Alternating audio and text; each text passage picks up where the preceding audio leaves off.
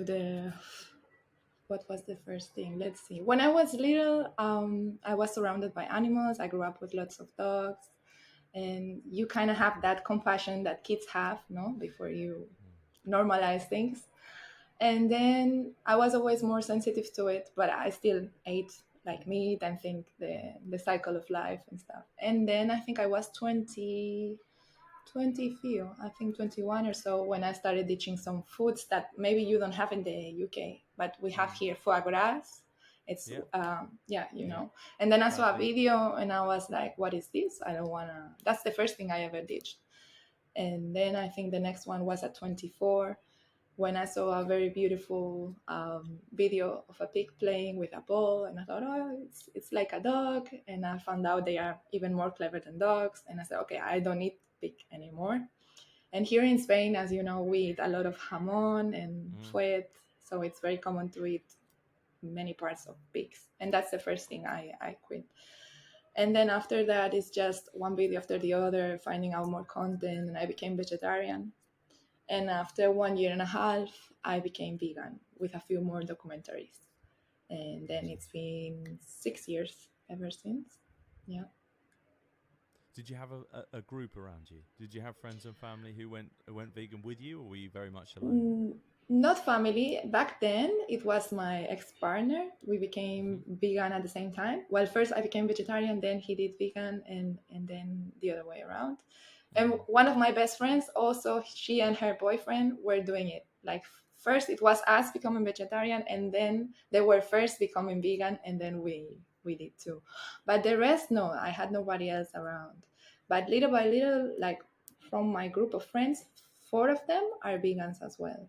So we're very close, and it's very cool when you can meet them. With the rest, well, no, you try to veganize here and there, but But but you said no, things like hamon and stuff like that are very kind of traditional in the kind of very, culture, yeah. particularly around. I had a really good friend from the south of Spain, and Mm-hmm. every Christmas, the whole hamon piece there was a So really it was a big thing the whole in leg his there family. in the Yeah, yeah in my yeah, house, it is like my yeah. family have it there every winter. So when you came back home for the first time and said, "Hey, I'm vegan. I'm not going to be taking part in some of these things." How did your family kind of react? Did they go along with it? At least, even if I don't Mm, understand why, I'm kind of with you.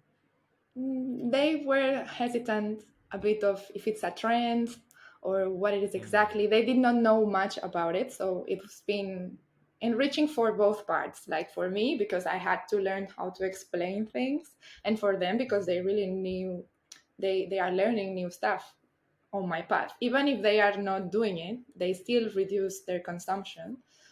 But still, in the beginning, it was the typical things all vegans go through. Like if I say I'm vegan, my mom puts tuna in the salad or chicken because it's not really meat or fish. Like this Right. took like a year to get through. Really.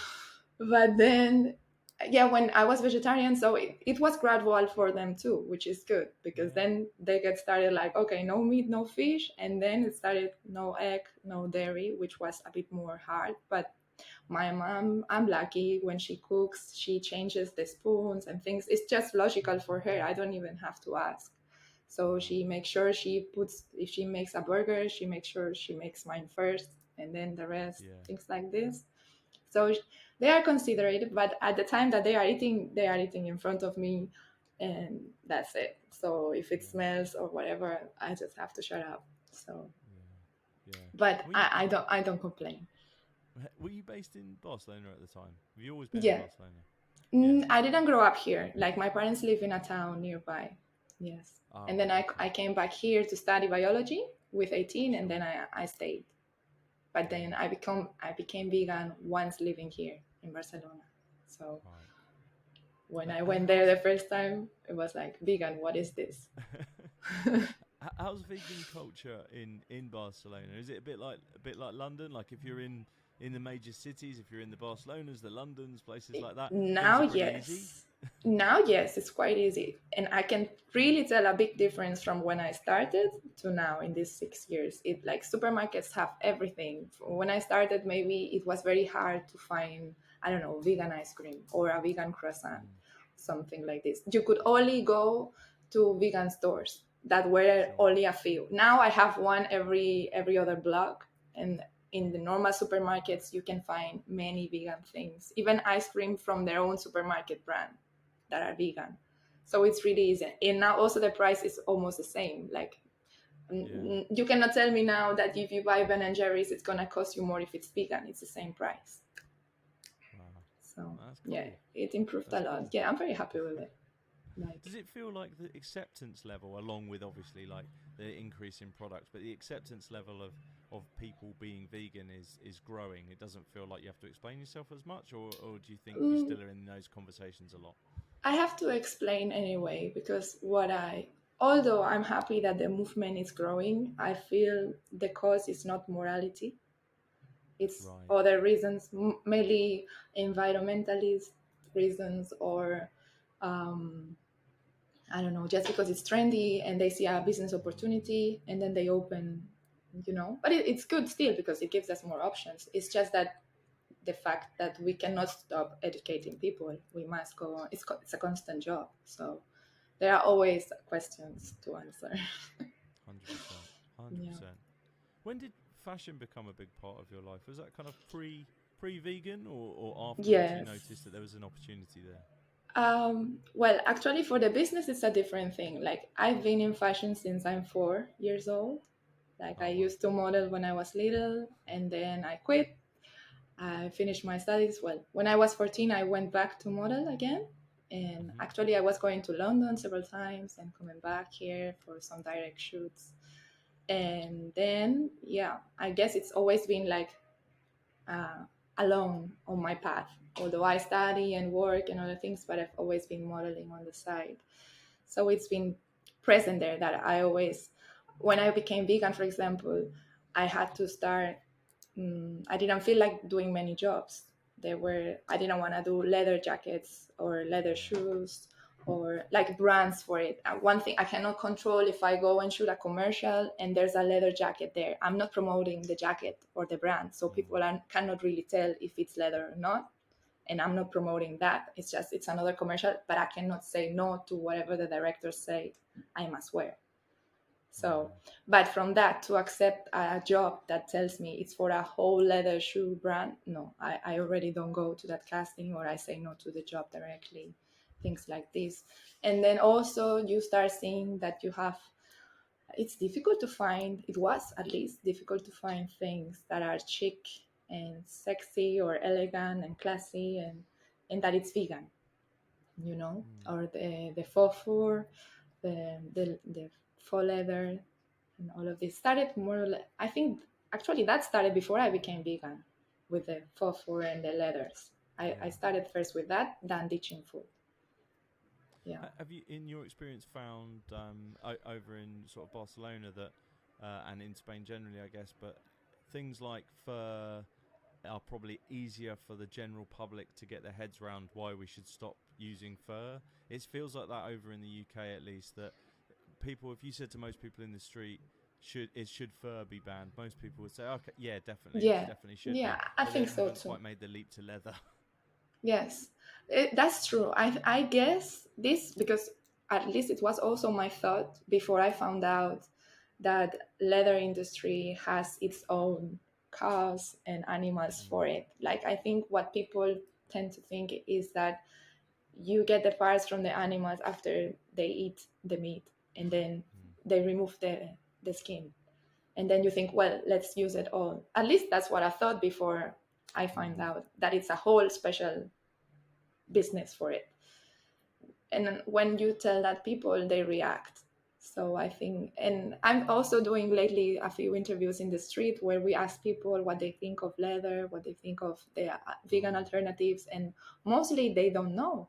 They really surprised when you tell them you can make leather of mushrooms or apple, or and they are like, wow. And really what they care is about quality. So if you they can be guaranteed that it won't break down, like it will last, they all say yes to the alternative leather. So it's very interesting. Yeah, yeah, 100%. I've always found that. Well, since going vegan, I found that disconnect really, really sort of odd in a way that Hmm. fur people get. Leather for some reason seems to be like, oh well, leather's fine. And like you say, I think you're right. It probably is because there's this sort of subconscious feeling that, well, it's obviously a byproduct Hmm. rather Yeah. than, like you say, something that's come from specifically, Yeah. animals specifically reared for that purpose. And and it's still got this like attachment to luxury leather. Like if I think about like car interiors and stuff, people still have that in their mind. Yes. Whereas I think with fur, people have got over that Like it's more idea that it's cruel, it's luxury. easy, but also there's been a lot more campaigning about fur, Yeah. and then people will see what's behind the industry. With leather, it's not been so much. Like Mm, if there were more educative campaigns, at least here in Spain, I don't see about leather anything. Like if yeah. people would know that it does not come from the same food, it's another specific industry for it, I think many people would ditch it. But Yeah. also for price, people, at least in Spain, they tend to go for synthetics unless they Yeah. have a level of stability economically, and then they go for what they think it's more expensive and chic, and I don't know, Hermes or Louis Vuitton, things like this, until Yeah. they do synthetic. But yeah. Well, as we're there, I think I'll ask a question about it now. I want to get into Liv and Grace, obviously, and like your work with them. But we're at a point where I want to ask this question Yeah. to see get your view on it. So I've always I find it quite interesting at the moment that we still have this mindset that leather is luxury, and then obviously there's like the cheap sort of synthetic leather is kind of Hmm. generally considered cheaper, and the fashion industry or certain parts of the fashion industry, I'm thinking like Stella McCartney and so on, have made great strides in helping sort of re-educate that there is a quality version of vegan Hmm. leather Yeah. that still gives you that luxury feeling and so on and so forth.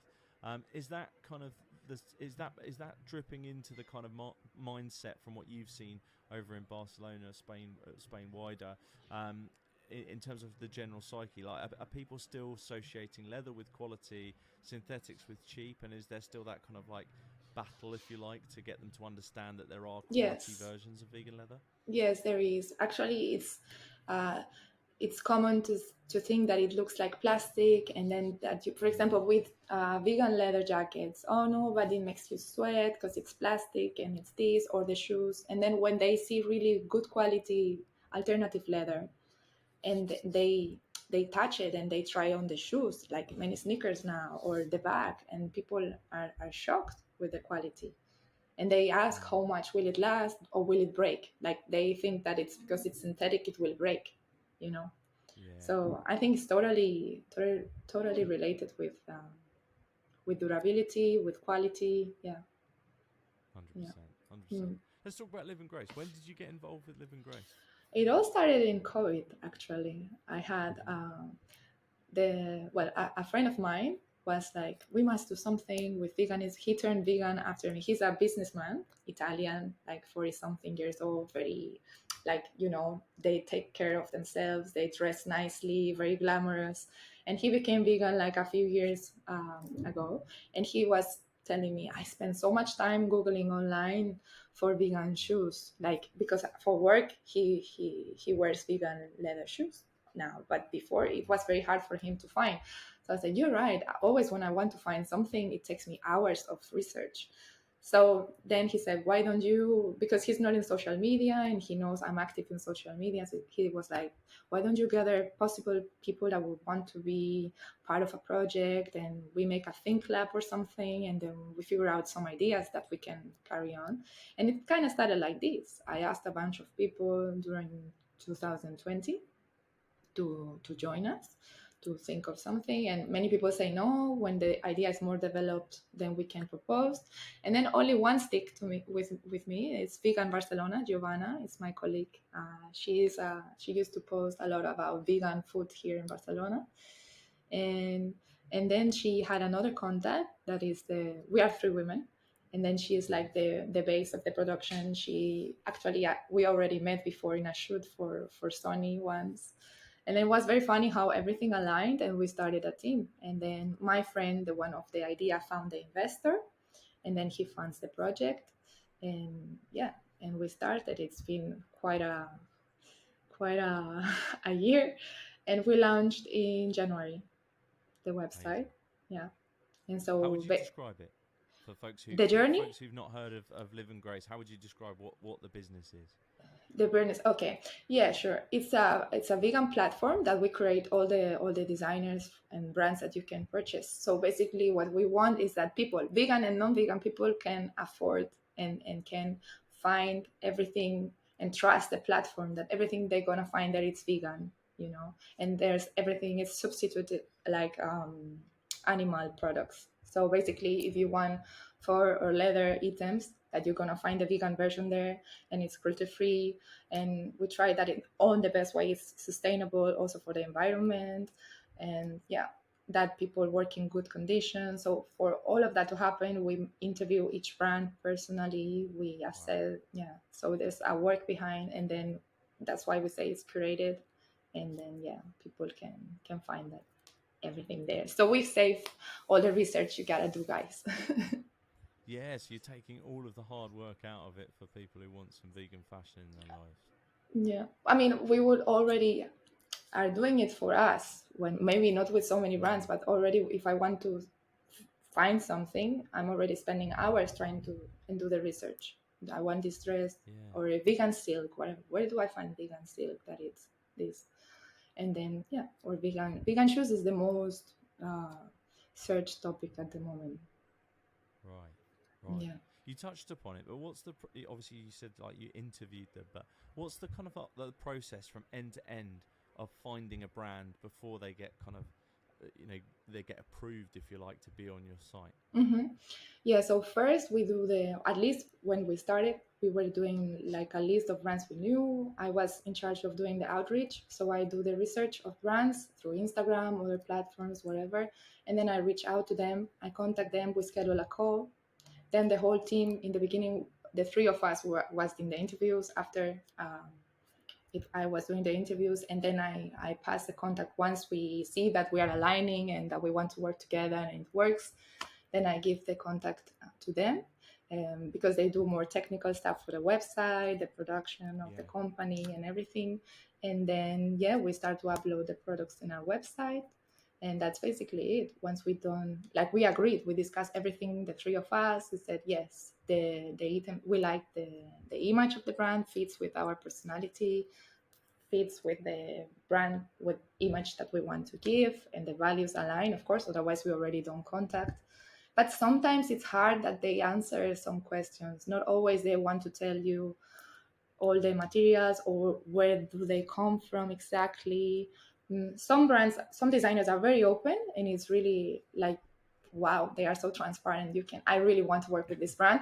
And other ones are a bit sneaky, and you can tell maybe some part of the production comes, I don't know, from China or something. They don't want to say it, which is, it will be fine. Just say it, and say Yeah. that you want to work with it towards the future, like you want it to be more sustainable in the future, and you're checking your waste, but just don't be sneaky about it, because Mm. yeah, it's very hard that it's 100% sustainable. It's a lot of greenwashing, so that's why the interviews are important, to see how transparent the brands want to be with us. I was going to ask about that greenwashing, kind of in the fashion industry generally. How difficult is it to sift through some of those kind of It is. corporate sustainability reports and things that people write that ultimately don't mean much, but they sound good? How difficult is it to sift through all of that? It is. Especially I think when companies are very big, like, Mm. but most of our brands, the ones we work, are very small. They are maybe one, two people that work in the brand. They are small teams, and they also quite young brands. Like they have a couple, maybe the most famous has a few more years, but they are all Yeah. recent. So, and you can tell they are entrepreneurs. They are, yeah, they aren't doing greenwashing, but not all the ingredients are always perfect, but we try to offer the best of the best. Mm. Then When you set out on this kind of journey, did you intend on working with smaller businesses, or did it just turn out that actually the smaller businesses tended to be probably the more ethical before they got to a scale where they started to cut corners and change their processes and so on? Actually, no. We went in the beginning for the ones that we thought they were big. They weren't as big, but you don't find out after you speak with a designer, and then you see that behind there are only two founders, and then you're like, oh wow. And so some girls are doing everything. There are many women in the industry, and they are doing from the branding to, I don't know, basically everything. And you are like, or for example, Melina Bucher is one of the m- most luxurious bags that we have. She is the only one that at the moment is doing bags with this vegan free plastic, well, plastic free, sorry, bag. It's called Mirum, the material. And Yeah, she, for example, she designed it, she produced, she did everything on her own. And I mean, I was so impressed. Sometimes I'm so impressed when I have interviews with the brands. The designers really have the vision and go for it. So yeah, of course we want to support that, but the original idea, maybe this was not a concept that we had through. It's just like we first went for the brands we knew, which probably were the biggest ones, and then some want to work, some others not, because you're starting, so not everybody wants to work with a startup. And so in the end, the ones that can most benefit from this collaboration partnership are the smallest brands as well. But some yeah. others are bigger than expected, and it's still ethical, you know. Are things in the sort of vegan fashion world kind of changing to perhaps thinking more about the sustainability? What I mean by that is like I think I saw a few years back quite a number, particularly big brands, using the word vegan or putting vegan on things that were Mm-hmm. probably they were selling before anyway. They were plastic, and they've Mm. stuck vegan on it. And actually, that thing still, although yes, there's no animals harms, and that's fantastic from our perspective as vegans, but they were still causing quite an environmental impact, Yeah, a human cost in how they were produced, things like that. Are you seeing an evolution in that in the kind of vegan fashion space? totally. Like the brands are coming. Are I don't know how you say that. Giving birth new brands every month. I see Mm. new brands, and it's amazing how conscious the all these young designers are. Like, especially with the new technology and in innovative materials, with the apple leather industry, um, the mushrooms, the mirum. Not many people know about mirum, and it's a very high quality. So sorry, I forgot the question again. Is it are people turning away from those kind of like those plastics and things like that in the kind of name of vegan fashion and Yes, becoming more sustainable throughout their yeah. supply chain? Yeah, at least you can see that if it's very hard that it's total plastic free. See, people need to Yeah, understand that the fact that it's a vegan apple leather bag doesn't mean that there's no plastic in it. It's right. impossible that there are no plastics so far until now with the materials we discovered, because it's mixed in the process, with the leftovers of the apple leather or whatever. You need um, that mix with the polyurethane. But this Mm, polyurethane can come from different sources. It can come from China, or it can come from a more controlled local place, or it could be mixed with recycled plastic bottles, stuff like this. So it all depends on the source. There's still plastic, yes, but at least it's reused. There's recycled. mm, So there are many ways to make it more sustainable, and until we have more materials that are plastic free, because there are. But also there's mislabel with biodegradable. Like, sorry, but right. if it has polyurethane, if it has plastic in it, it cannot be just a part biodegradable and the other one not. It's like it's mixed Mm, together, so it will have to be uh, not recycled. Like, you cannot separate after the mix is done. So, yeah. but for example, this mirum, this is plastic free already. This is vegan. This is high quality. It's a luxury image. Has no plastic, so it's totally biodegradable. So it's really really worth looking into all of this. And I think we will find, the more they invest in research of these innovative materials, the more materials we will find that are animal friendly, and environmental friendly, and also for the people. Do you find yourself in a space where you're kind of almost having to understand the technological side of fashion, perhaps more than No, you would have done before? no. I More than asked I the would question. before, yes, Uh, but it's every the more I dig in, it's like how do they do this? It's like like I try to read about it and understand the process, but it's so abstract in my mind. So in the end, okay, yeah, you just accept that they mix this with this, and this comes out, and this is biodegradable. This is not. That's it. yeah, But yeah. it's like they do some marvels out there.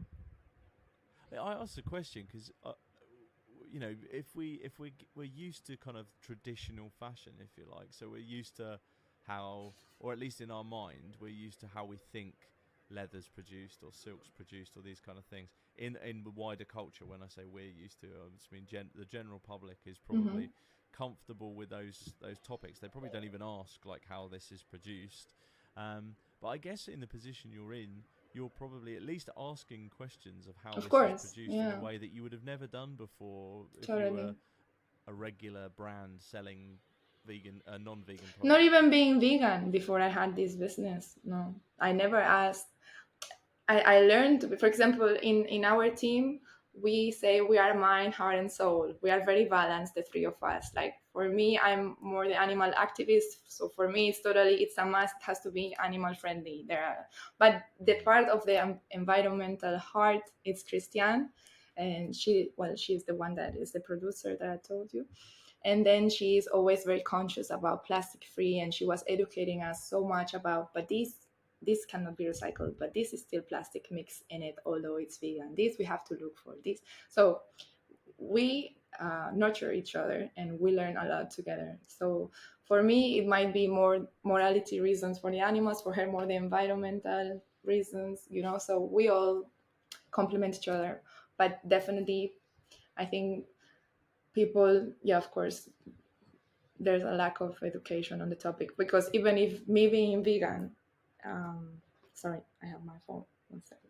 Even if me being vegan and making research and stuff, I did not find all this information before. I didn't wonder, but the fact that we're doing this together and making each other questions, that you go out of your comfort zone, what you're used to deal with, you wonder other things. Yeah. Now you're obviously deeply involved in this business and understanding probably to a level that you've never had to before, understanding fashion and vegan fashion and so on and so forth.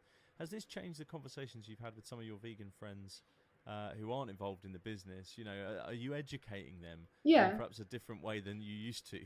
But it's funny because the vegan ones are already quite conscious about everything. Like if we discuss this, I have this, no. But the ones I see more change are my friends who are not vegan, because they start Right. to care more on the fashion. Because see, the way I see it is people.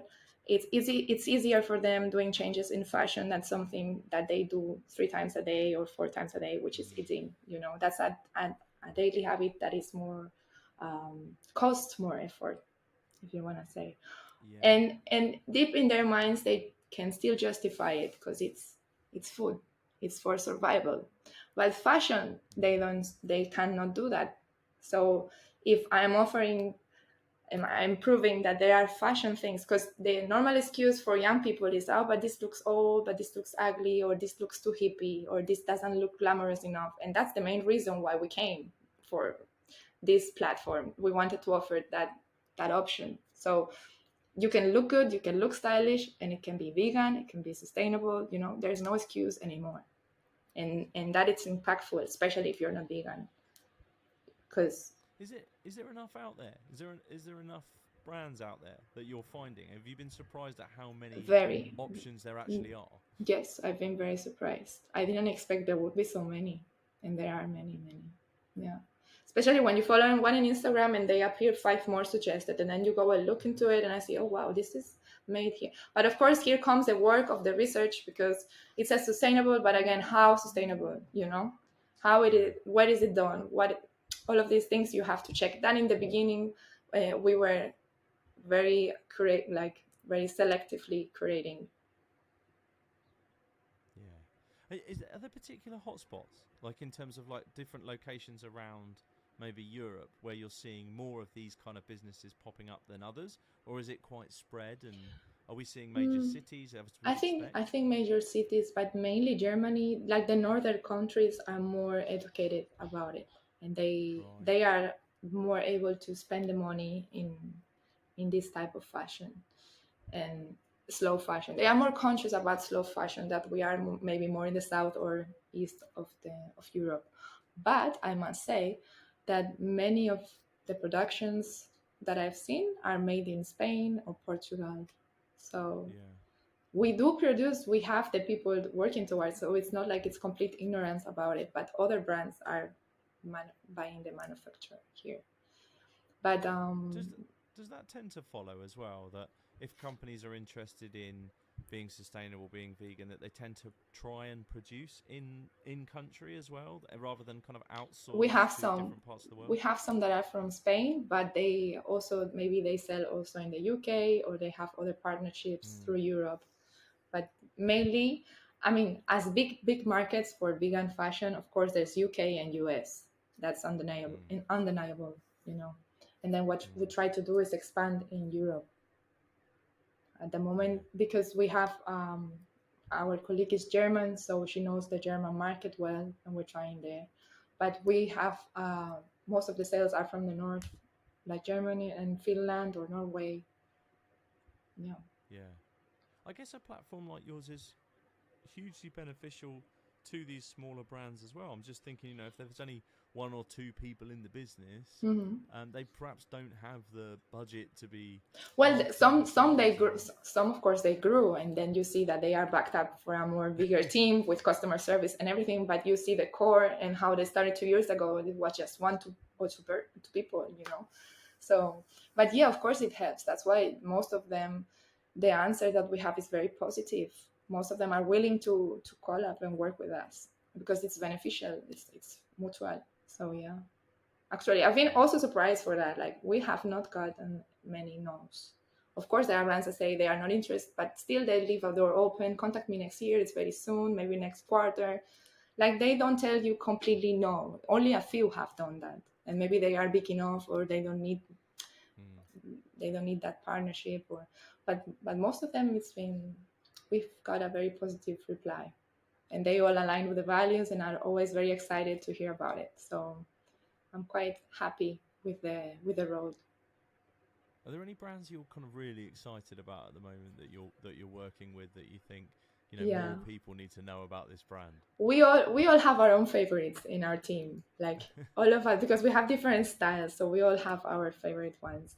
Me, I really like Gina Kusaks because it's vegan silk, and she makes this special material that is cupro and substitutes the silk. I really love vegan, like the silk dress and stuff. So for me, I was very happy when I found out. What else? We have Kala Berlin. She has all kind of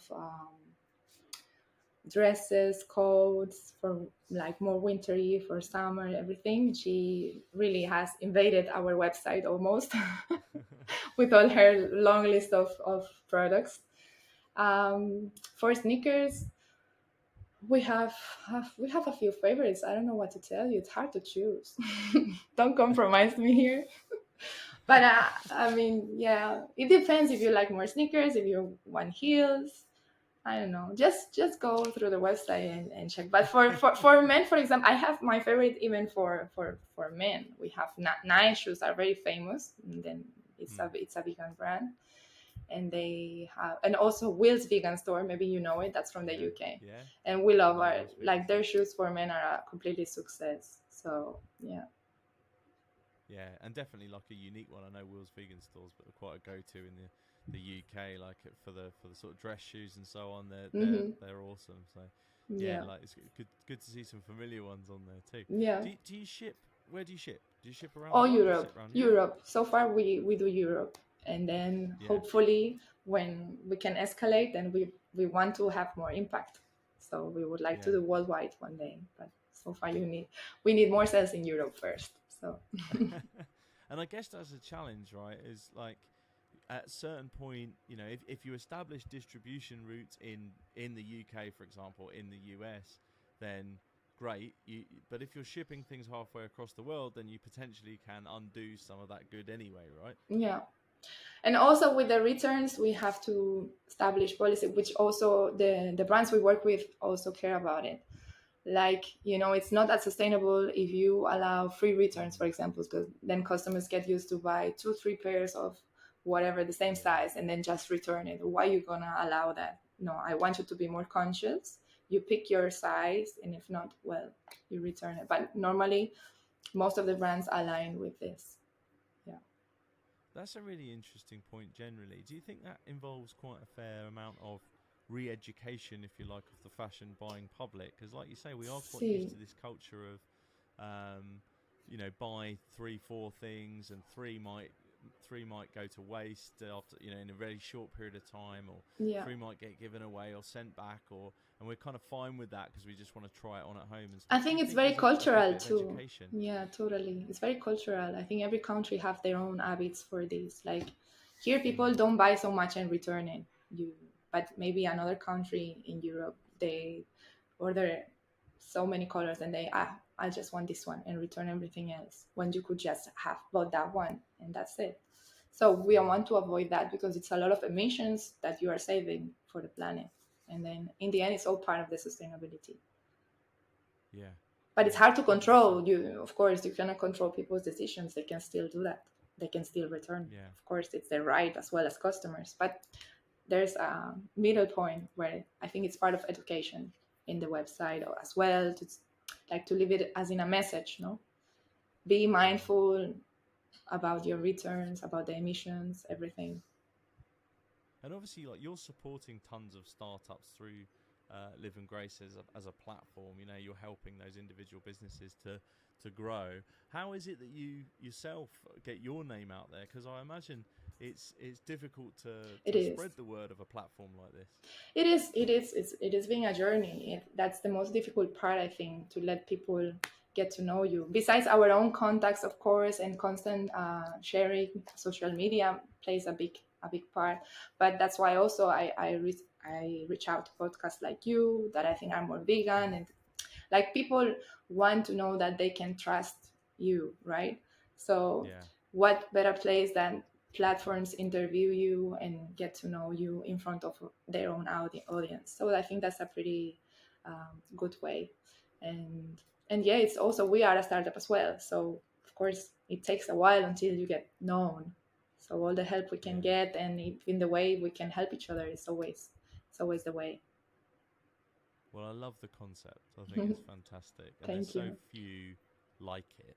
And you can tell how passionate you are as a group about not only the vegan aspects, the sustainability, but also the fashion aspects. It does feel like it's kind of impeccably well chosen products. It's not Thanks. just anything from anywhere. So amazing Thank project. It you. really is.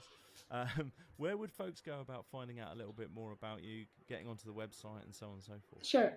On Instagram, it will be Live and Grace Collection. Uh, will you put the title, or shall I spell There'll be it? links. Oh, There'll be you put the links in the links. show Oh, okay, notes. perfect. Okay, Yeah. so Instagram is Live and Grace Collection, and the website is as well www.liveandgracecollection.com. And we have Facebook and LinkedIn as well, and Pinterest and TikTok. So all of them are the same name, and since you will put the links, then feel free to visit us, ask us, write us in a DM, whatever you want, guys. And if any Incredible. feedback is welcome as well. So if you just want to say anything it can be improved, we take it. Suggestions for brands too? Yeah, of course, totally. Yes. If you might think Awesome. a brand could fit us, we will do the research, and let's see. Yeah, please. Love it. Belen, look, it's been amazing chatting with you. Thank you so much. Thank you I so love what much. you're doing. I'll be Thanks. checking it out myself and can't wait till you can ship to the UK. That's going to be awesome. Oh, we Uh, do we do ship all Europe. oh, you already do? Amazing. Yeah, yeah, yeah, yeah. You see, nowadays when I hear we ship to Europe, I think, oh no, that's not us anymore.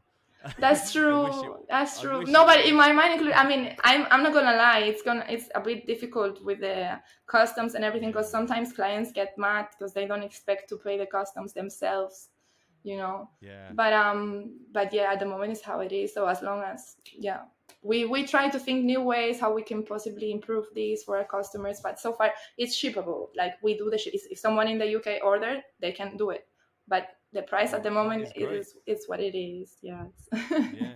Well, that's great news. That's great news. Excellent. Well, Thanks. links in the show notes, so I hope everyone goes and checks it out. But Hmm. thank you so much for doing what you're Thank you, doing. Jim, for Obviously, having us.